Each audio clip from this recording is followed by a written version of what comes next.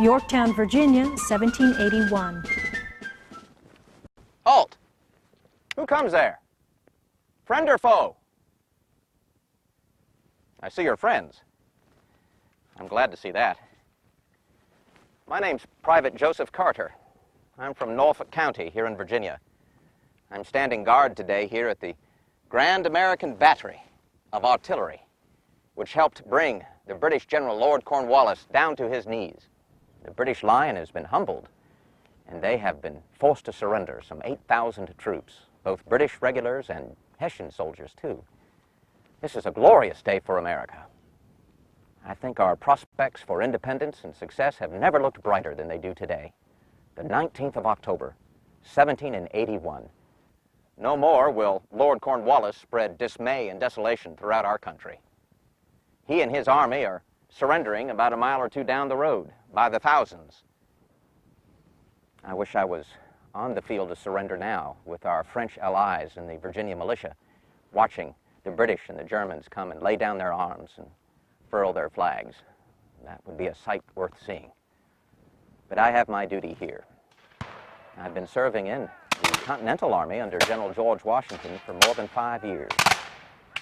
And I determined, shortly after I heard the Declaration of Independence read from our county courthouse, that I would hazard my life in the cause of American liberty and freedom. I know it was a hard decision for quite a few Virginians to make one way or the other, which side of the fence they would stand on. Some remained loyal to the King of England. Others never have made up their mind. I know that there are hundreds and thousands of Virginia slaves who decided to desert their masters and run off and join the British Army under Cornwallis. I imagine they expected to find their freedom by doing that.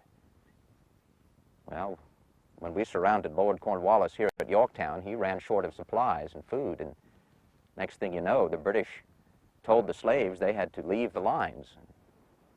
Now they are suffering from smallpox and disease and death and starvation. But not all of Virginia's slaves have chosen to try and support the British.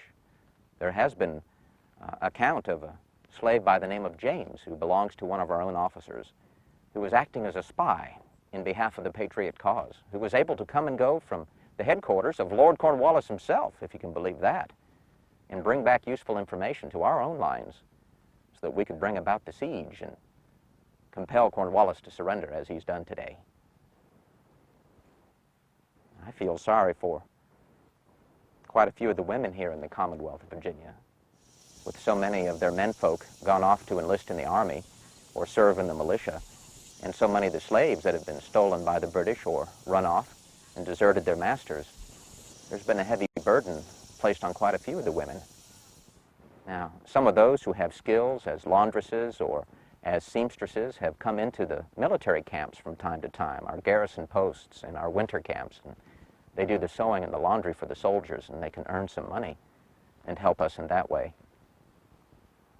We all must find our role to play. Well, I have done my duty these last 5 years, and I dare to hope that in the near future this war might finally be over, a proper treaty signed, and then we Americans, that has a good sound to it, we Americans will have our life and our liberty.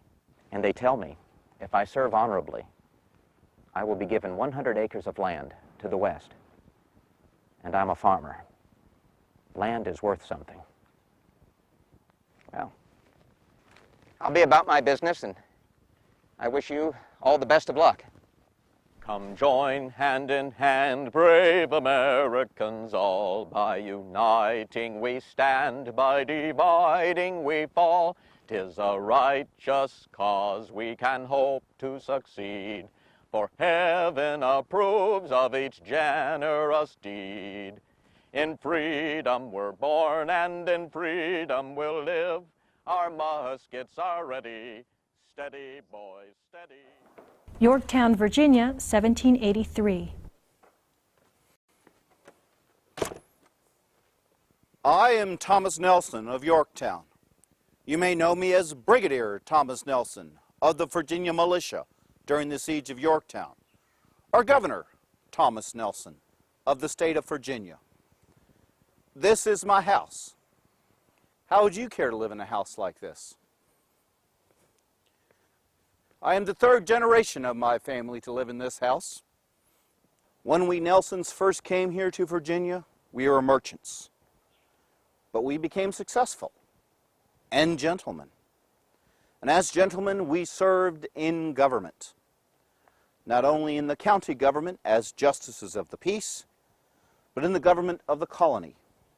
Some members of my family served in the Council of Virginia. I served in the Virginia House of Burgesses.